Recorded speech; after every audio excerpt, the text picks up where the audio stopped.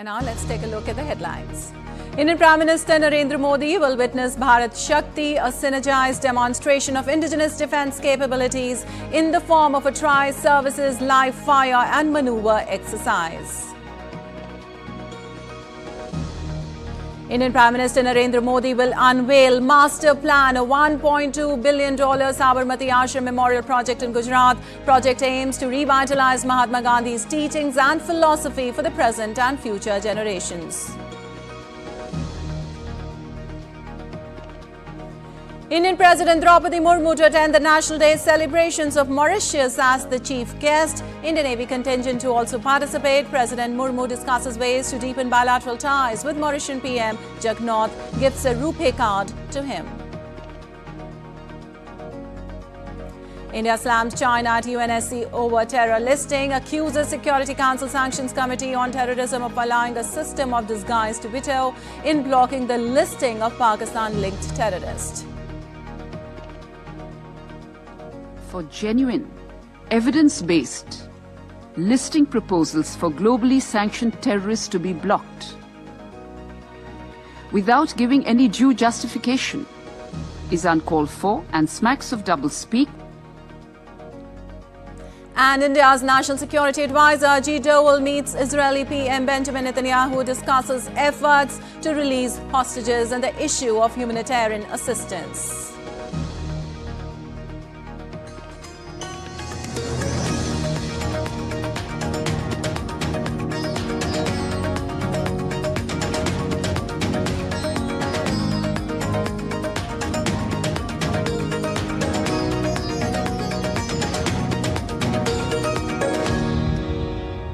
And the top story this hour, India's Prime Minister will witness a synergized demonstration of indigenous defence capabilities in the form of a tri-services live fire and manoeuvre exercise at Pokhran, Rajasthan on Tuesday. Our correspondent Akshay Dongre tells us more.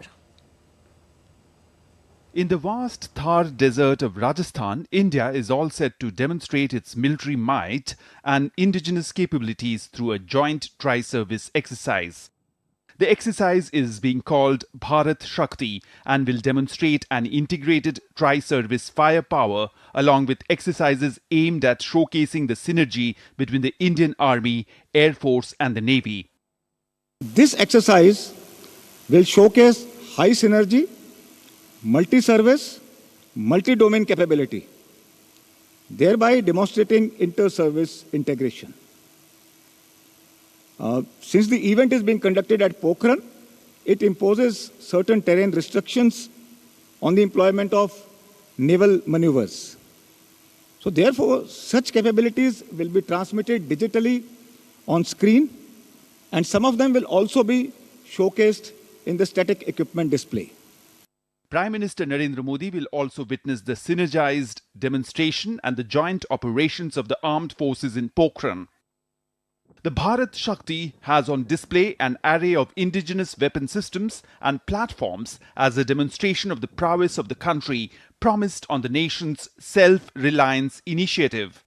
The demonstration site has an exhibition which displays a wide range of indigenous technology and equipment, including aircraft, helicopters, torpedoes, UAVs, anti-drone equipment, AI technology, robotics, armament, ammunition, communication systems and much more. Amid the current turbulent global order, the exercise simulate realistic, synergized, multi-domain operations displaying integrated operational capabilities of the Indian Armed Forces to counter threats not only across land, air and sea, but also in cyber and space domains. Increasing synergy and becoming a truly self-reliant force has been the central theme of the Indian Armed Forces for the past decade. And here in the vast Thar deserts of Rajasthan, India, that exactly is being exhibited by the Indian Army, Air Force and the Navy through Bharat Shakti 2024. In Pokhran, Rajasthan, with camera person Sumit Dhiman, Akshay Dongre, DD India.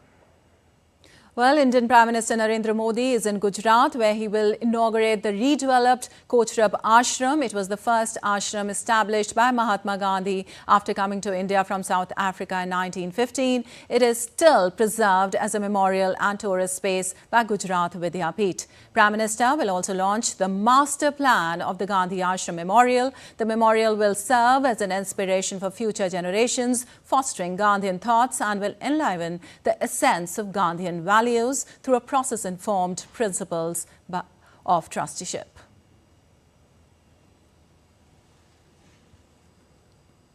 All right, 12th March marks the 94th anniversary of the Salt Satyagraha. The March of Civil Disobedience, led by Mahatma Gandhi, covered 387 kilometers and took 24 days. It was in defiance of the 1882 Salt Act, which had given the British a monopoly on collection and manufacture of salt in India. This march is one of the major milestones in India's freedom struggle. More in this report.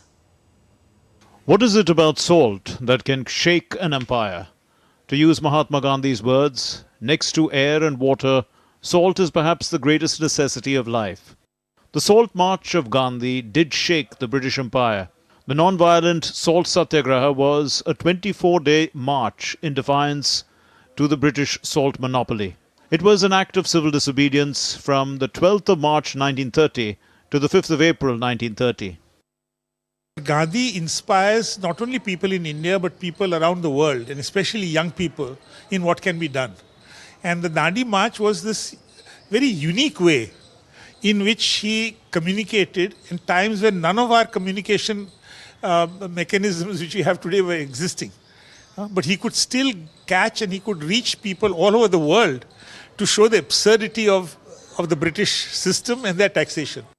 The 1882 Salt Act gave the British a monopoly on collection and manufacture of salt, limiting its handling to government salt depots and levying a salt tax. Violation of the Salt Act was a criminal offence. Gandhi started the march with 78 trusted volunteers because he wanted to adhere to the strictest norms of non-violent protest. They walked 387 kilometers from Sabarmati Ashram to Dandi. The crowd swelled as he walked on, and when he broke the salt laws at 8:30 a.m. on the 6th of April 1930, it was a signal for mass civil disobedience by millions of Indians. How the Swadeshi can be revived, not only in terms of traditional things but also very modern things, but also India's position in the world is changing. And we need to think of India as a leader, not only of the developed world but of the world itself, in terms of the lifestyles which are required in this age of sustainability and climate change. The Dandi March drew worldwide attention, and through it the cause of India's independence gained worldwide momentum. It was a huge challenge to British authority and came within months of the national movement having declared Purna Swaraj on the 26th of January 1930. Satyagraha is a non-violent form of protest, which is a Gandhian principle. It translates to truth force. Gandhi realized that salt resonates with all classes of citizens. The salt tax represented 8.2% of the British Raj's tax revenue and hurt the poorest Indians the most significantly. This single act of defiance is remembered as a key milestone in India's march to independence. Bureau Report, DD India. And moving on, taking India-Mauritius partnership to new heights, President Draupadi Murmu and Mauritian Prime Minister Pravind Kumar Jugnauth held a tete-a-tete meeting on Monday. The two leaders took stock of bilateral ties and discussed ways to impart further momentum to the historic and deep-rooted partnership.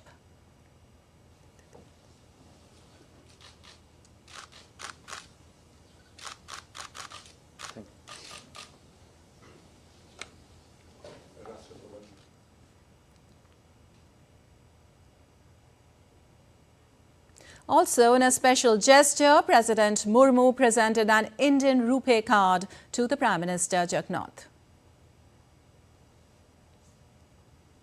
And now let's take a look at other stories making news today. India's Defence Research and Development Organisation conducted the first successful flight test of an indigenously developed Agni-5 missile with multiple independently targetable re-entry vehicle technology. India's Guwahati Customs yesterday seized 29 pieces of gold bars valued over $30 million from one person who was trying to board Awadh Assam Express at Kamakya railway station with the gold concealed around his waist. And still to come on DD India News Hour. Israel urges UNSC to pressure Hamas for releasing hostages. NATO chief distances himself from Macron's comments about sending NATO troops to Ukraine. And why are the US intelligence agencies saying that the country faces an increasingly fragile world order?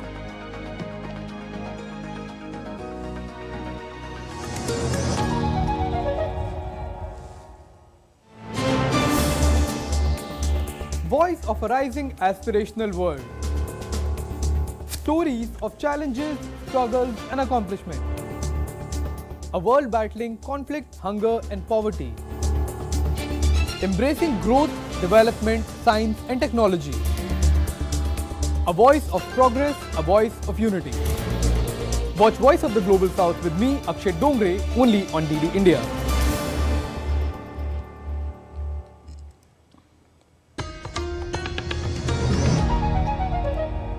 Welcome back. You're watching DD India News. I'm Lipakshi Khurana, and moving on, India slammed China at United Nations Security Council over terror listing. Speaking at UNSC, permanent representative of India to the United Nations, Ruchira Kamboj, pointed out China's double speak on global terror listing.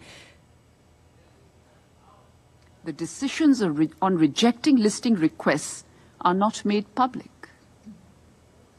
This is a disguised veto, but an even more impervious one that indeed merits a discussion amongst the wider membership.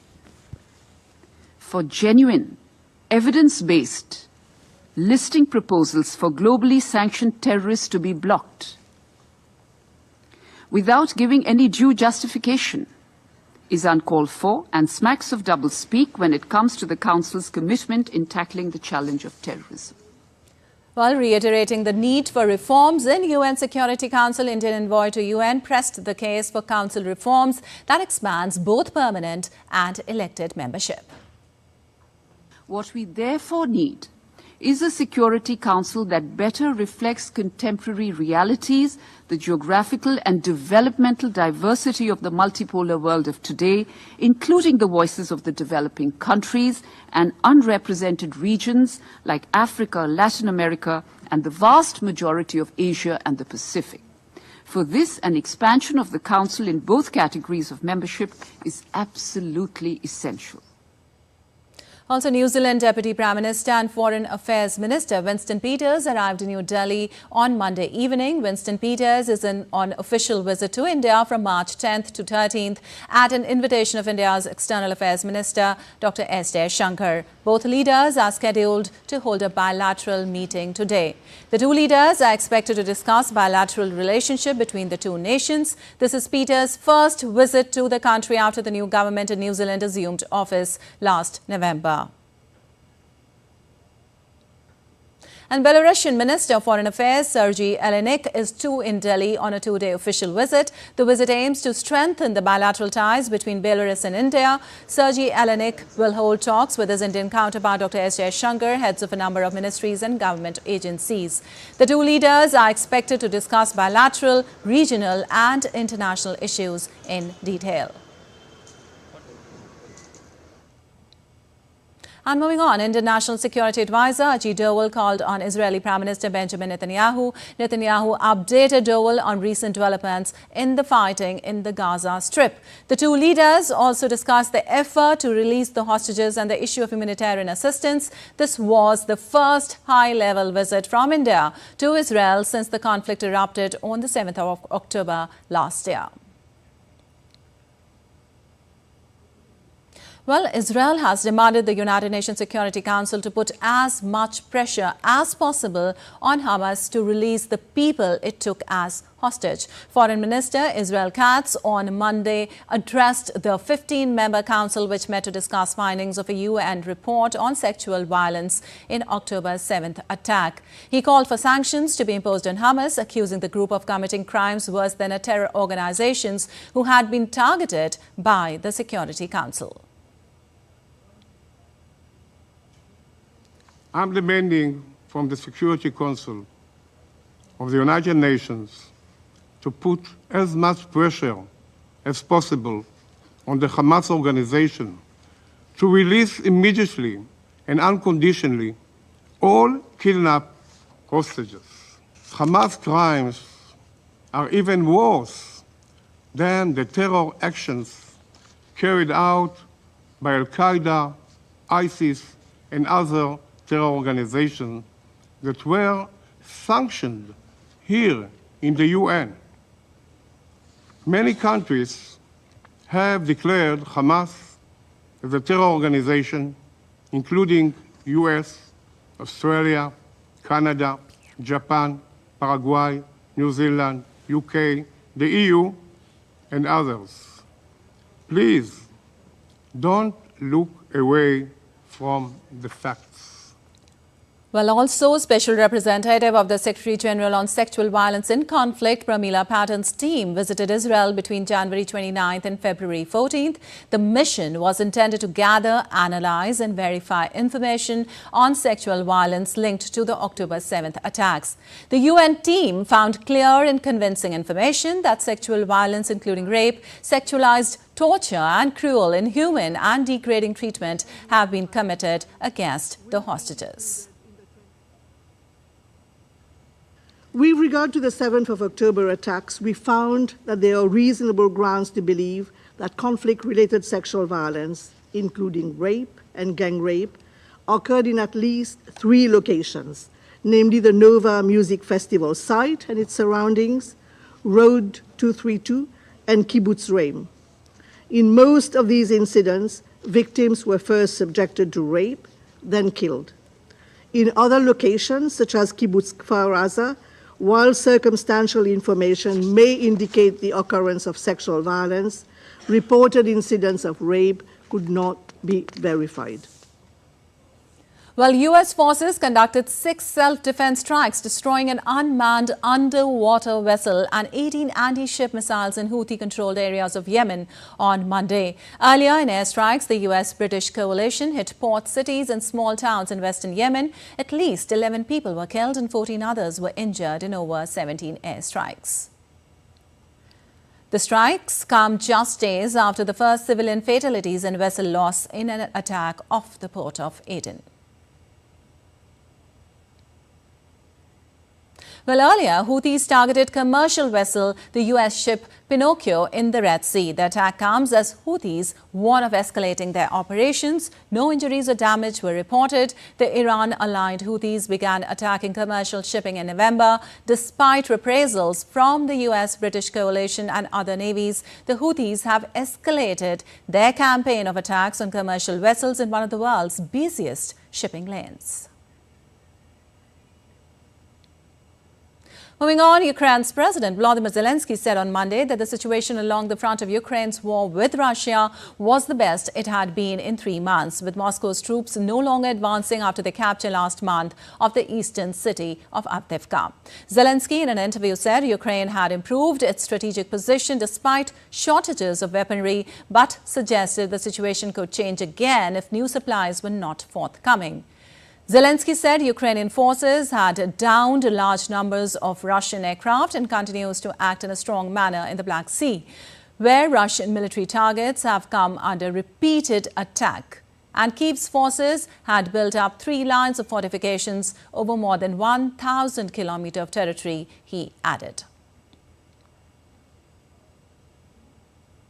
And the Swedish flag was raised at NATO headquarters on Monday for the first time after it officially joined the alliance as its 32nd member. A Swedish delegation led by Crown Princess Victoria, NATO Secretary General Jens Stoltenberg and Prime Minister Ulf Kristersson were present during the event on the outskirts of Brussels. The European country became the newest member post its accession to the North Atlantic Treaty last Thursday. Sweden brings high-end military capabilities, first-class armed forces, defense industry, and Sweden spends more than 2% of GDP on defense. Geography also matters. With Sweden in NATO, then of course NATO's position in around the Baltic Sea becomes much stronger, and Sweden plays also an important role in the high north. Then what Sweden gets is, of course, that Sweden is now fully covered by our collective defense clause, Article 5, one for all for one. Well, NATO chief also distanced himself from French President Emmanuel Macron's declaration that Western allies should not rule out deploying troops to Ukraine. Stoltenberg said that even if individual NATO countries send troops to Ukraine, that would affect the alliance as a whole, as its members are bound by a collective defense pact. Does that mean it was a mistake for President Macron to talk about strategic ambiguity? I think it is important that we consult and that we have a common approach to these important topics, because they matter for all of us. And U.S. intelligence agencies have sounded the alarm over the dangers from the increasingly fragile world order. The warning came during testimony by agency heads before a Senate committee and in their annual threat assessment reports. Ira Spitzer reports for more. In this new 40-page unclassified report, the U.S. intelligence community highlighted an ambitious but anxious China, a confrontational Russia, regional powers such as Iran, as well as what it called capable non-state actors. According to the report, those forces are challenging long-standing rules of the international system, as well as the U.S. primacy within it. The report also warned of the danger of China using artificial intelligence and other means to potentially try and influence this year's U.S. presidential election. Speaking before the Senate Intelligence Committee, the heads of agencies, including the CIA and FBI, elaborated on some of the report's content. Continuing U.S. military aid to Ukraine was a major discussion point, with CIA Director William Burns saying the U.S. was running out of time to help Ukraine continue defending itself against the Russian invasion, and that walking away from the conflict would sow doubt about U.S. support from Indo-Pacific allies worried about China. Some Republican lawmakers have expressed skepticism about continuing to arm Ukraine. The spy chiefs also discussed the conflict in Gaza at the hearing, which was disrupted several times by anti-war protesters. National Intelligence Director Avril Haines warned that it's likely the conflict will have a generational impact on terrorism. Ira Spitzer in San Francisco, reporting for DD India. And still to come in DD India News Hour. Haiti Prime Minister Ariel Henry resigns as gang violence escalates. Amid catastrophic conditions, 11 helicopters search for skier in Switzerland after 5 skiers are found dead. And Donald Trump seeks delay in New York hush money trial under U.S. Supreme Court reviews immunity claim.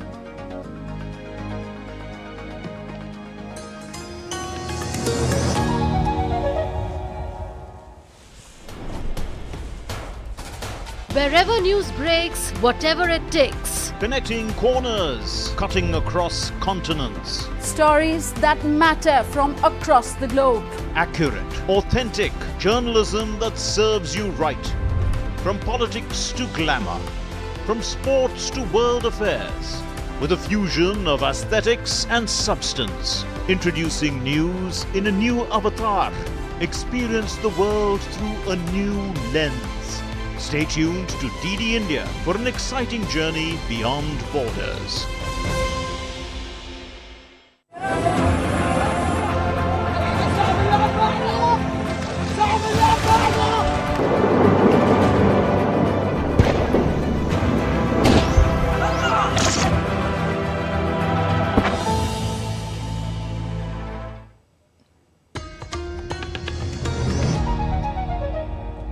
Welcome back. You're watching DD India News. I'm Lipakshi Khurana, and time now for a quick recap of the headlines. Indian Prime Minister Narendra Modi will witness Bharat Shakti, a synergized demonstration of indigenous defence capabilities in the form of a tri-services live fire and maneuver exercise. Indian Prime Minister Narendra Modi will unveil master plan of $1.2 billion Sabarmati Ashram Memorial Project in Gujarat. Project aims to revitalise Mahatma Gandhi's teachings and philosophy for the present and future generations.